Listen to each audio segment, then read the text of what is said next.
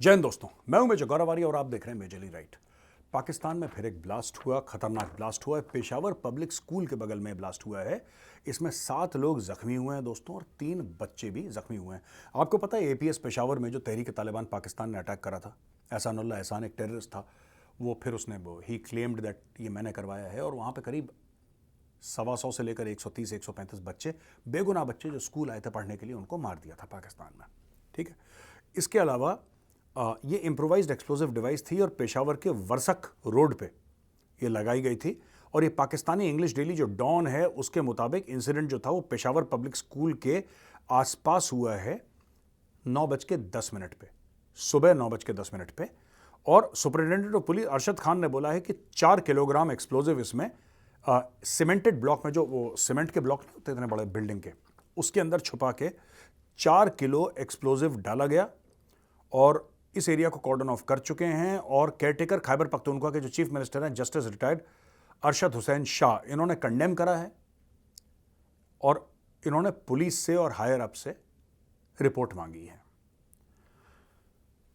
अच्छा दोस्तों, अब मैं आपको बताता हूं, फिर मैं ना जेएनके पे भी आऊंगा, क्योंकि जेएनके और ये एरिया बहुत दूर नहीं है, बहुत अगर आप नक्शा देखेंगे आप देखेंगे जो जम्मू और कश्मीर, और जाहिर सी बात है पीओके और गिलगित बाल्टिस्तान भारत का एरिया है, पाकिस्तान के अवैध कब्जे में है। उसके ऊपर क्या है, उसके साइड में क्या है, उसके नॉर्थ वेस्ट में क्या है, वखान कॉरिडोर से लेकर पूरा अफगानिस्तान का क्या है ये सब, और इधर नीचे ट्राइबल एरियाज हैं उसके।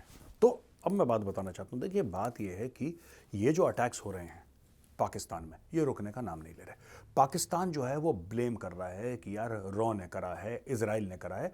जो उनको 2-3 एक्रोनिम आते हैं, उनको रॉ आता है, एक सीआईए आता है, एक Mossad is not an acronym but और may be it is, I don't know, but उनको ऐसी कुछ ना कुछ बोल देते हैं पाकिस्तानी, क्योंकि पाकिस्तानी कौम पढ़ी लिखी नहीं है दोस्तों, और ये सब चूरन खिलाना एक अनपढ़ जाहिल कौम को बड़ा आसान है। इसकी साजिश, उसकी साजिश, बस वो गट्टे से डाल देते हैं अंदर, साजिश हो गई है।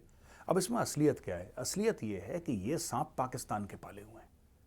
ये सांप पाकिस्तान के पाले हुए हैं अलग अलग रूप में। पाकिस्तान में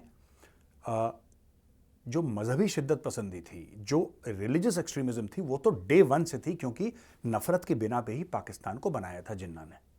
जिन्ना जो शराब पीता, जिसको उर्दू नहीं आती बोलनी, जो नमाज नहीं पढ़ता, जो सुअर का मांस खाता, उस जिन्ना ने इस्लामिक रिपब्लिक ऑफ पाकिस्तान बना दी। ठीक है, उसने बोला कि नहीं, जो मुसलमानों को हराम है वो सारे काम करता हूं, लेकिन मैं मुसलमानों के लिए एक देश बनाता हूं। तो जिन्ना ने बनाया, ठीक है, अंग्रेजों की मदद से। क्या हुआ है कि पाकिस्तान लार्जली पीसफुल हुआ करता था, लार्जली पीसफुल। मैं ये नहीं कह रहा बिल्कुल पीसफुल था, बट लार्जली पीसफुल था। जियाउल हक ने पैसे लिए अमेरिकन से। जियाउल हक ने, जो इनका मिलिट्री डिक्टेटर भी था और इनका प्रेसिडेंट भी था और सब कुछ था, मार्शल लॉ एडमिनिस्ट्रेटर भी, पता नहीं क्या क्या था वो। जियाउल हक ने पूरे देश की फितरत बदल दी। वो मौलवियों को उसने मेन स्ट्रीम कर दिया। अब पाकिस्तान में बम धमाके हो रहे हैं। पाकिस्तान क्या चाहता है मैं आपको बताता हूं दोस्तों, सिंपल सी चीज़। पाकिस्तान ज़्यादा कॉम्प्लिकेटेड चीज़ें कभी नहीं चाहता। पाकिस्तान चाहता है कि हम जिहादी तैयार करें, वो जिहादी हिंदुओं को मारें। It's very simple. बाकी इसके पीछे ट्रेनिंग है, इसके पीछे इक्विपमेंट है, इसके पीछे फाइनेंसिंग है, इसके पीछे मैन पावर है, इसके पीछे मोटिवेशन है, इसके पीछे आइडियोलॉजी है, कई सारी चीज़ें हैं इसके पीछे। लेकिन इसका नेट जो है ना, पाकिस्तान ने क्यों तैयार करा था? जब अफगान जिहाद खत्म हो गया था, फिर इसका मतलब क्या था वहाँ पे? 1989 में सोवियट्स तो चले गए वापस, फिर सोवियत यूनियन टूट गया, रशिया बाकी रहा। बाकी है जॉर्जिया, चेचनिया, फेचनिया, या आपके ये यूक्रेन, ये अलग देश बन गए, कहानी खत्म हो गई, ये रूस से अलग हो गए। लेकिन चक्कर क्या था? पाकिस्तान क्या चाह रहा था 1989 के बाद? पाकिस्तान सिर्फ और सिर्फ ये चाह रहा था कि ये जो हमने तैयार करें औजार, ये जो हमने हथियार तैयार करें, इंसान रूपी हथियार, ये जाएं और हिंदुस्तान में जाके हिंदुओं को मारें, काफिरों को मारें और कश्मीर को कोट अनकोट आज़ाद करें।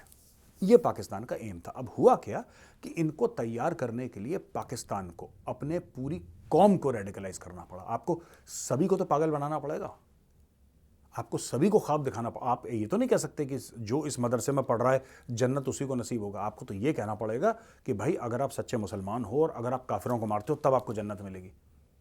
जैसे आपने ये बोला कि अगर आप सच्चे मुसलमान हो और आप काफिरों को मारोगे आपको जन्नत मिलेगी, तो फिर आपने स्कीम सबके लिए खोल दी। फिर वो सिर्फ एक खास मदरसे के लिए स्कीम नहीं है ना, फिर तो सबके लिए, पूरे पाकिस्तानियों के लिए वो स्कीम है। तो उस स्कीम का भागीदारी के चक्कर में पाकिस्तानी पगले हो गए बिल्कुल। उन्होंने बोला कि नहीं भाई, इस स्कीम का हमें फ़ायदा उठाना ही उठाना है। तो पाकिस्तानी सोसाइटी रेडिकलाइज होती चली गई, जिहाद के चक्कर में होती चली गई।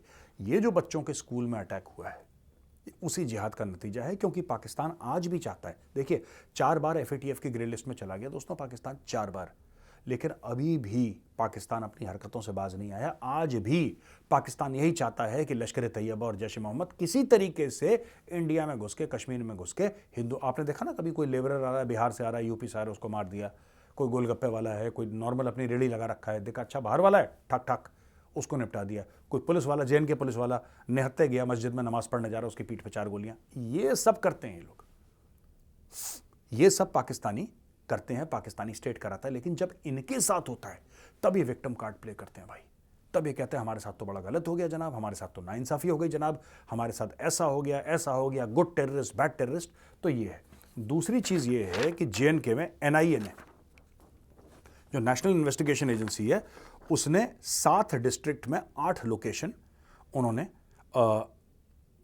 रेड करी हैं, और यह पता लगा है कि terror conspiracy plotted and operationalised by offshoots of banned Pakistan based terror outfits such as Lashkar Taiba, Jaish Mohammad, Hizbul Mujahideen, अल बदर, अल कायदा। आप अल कायदा को लेकर ज्यादा नाम नहीं सुनते इंडिया में, लेकिन अल कायदा है, और सिर्फ कश्मीर में नहीं है, अल कायदा आसाम में भी है, अल कायदा साउथ में भी है, आपके केरला में there are cells of Al Qaeda. ठीक है जी, ये हो गया। Raids were conducted at the residence of hybrid terrorist, तो उनको पता लगा कि ये हाइब्रिड टेररिस्ट हैं। हाइब्रिड टेररिस्ट आपके वो होते हैं कि जो मतलब हाइब्रिड मतलब मिक्स, वो प्योर टेररिस्ट, वो 4 काम और करते हैं, ये भी करते हैं। ठीक है जी, तो यहाँ पे ये हुआ है, और पुंछ में, शोपियां में, पुलवामा में, बारामूला, गांदरबल, कुपवाड़ा, श्रीनगर। तो इसमें पुंछ तो हो गया जम्मू एरिया में, ठीक है जी, पुंछ हो गया साउथ ऑफ पीर पंजाल, यानी कि अगर आप यहाँ से जम्मू से चलेंगे, चलते चले जाएंगे। हमारे टाइम पे तो 2 दिन लगते थे पहुँचने में, आजकल पता नहीं कितना टाइम लगता है, मैं काफ़ी टाइम से गया नहीं हूँ, बट हम लोग रजौरी में रुकते थे रात को। We used to have 1 days break, next day फिर हम आगे चलते थे पुंछ की ओर। तो दोस्तों ये स्टोरी है कि एक पुंछ में हुआ था ये, और बाकी इनके जो हुए हैं वो शोपिया में हुए हैं, जो कि वैली में है, पुलवामा में, जो कि वैली में है, बारामूला, जो कि कश्मीर वैली में है, गांदरबल, कुपवाड़ा, श्रीनगर, ये सारे के सारे वैली के अंदर है ये जगह जहाँ पे रेड हुई है। Extensive searches were also conducted at the premises of the cadres and sympathizers of this newly floated organization, including, अब नाम इनके देखिए,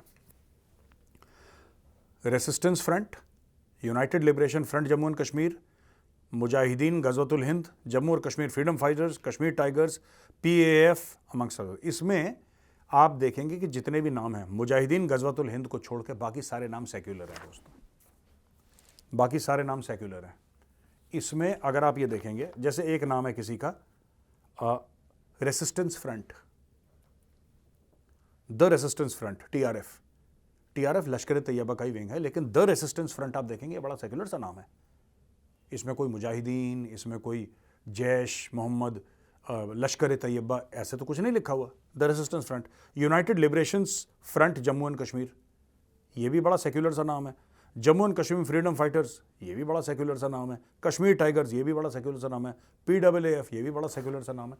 ये सेक्युलर नाम क्यों रख रहे हैं आतंकवादी संगठनों का, ये हमें समझना पड़ेगा। इसलिए रख रहे हैं क्योंकि इनके ऊपर बड़ा प्रेशर आया है, और लोग ये कहते हैं कि साहब ये तो सारा आपने पैन इस्लामिक यहाँ पे टेररिज्म कर दिया है।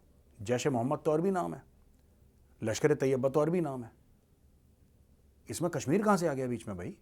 आपने कश्मीर के अंदर ये पाकिस्तान का क्रिटिसिज्म होता आ रहा है, तो पाकिस्तान तिल मिलाया, थोड़ा सा बिल मिलाया, फिर पाकिस्तान ने एक नया कंसेप्ट इंट्रोड्यूस करा, secular terrorism, the resistance front. नाम ऐसा दो कि लोगों को अच्छा लगे कि यार ये तो बिल्कुल सेक्युलर है, टेररिस्ट है, बुरा आदमी है, बेगुनाहों को मारता है, औरतों का रेप करता है, बच्चों का कत्ल करता है, बुजुर्गों की गर्दनें उड़ाता है, लेकिन है सेक्युलर, ये मानना पड़ेगा। आओ बेटा बैठो, चाय पियो हमारे साथ।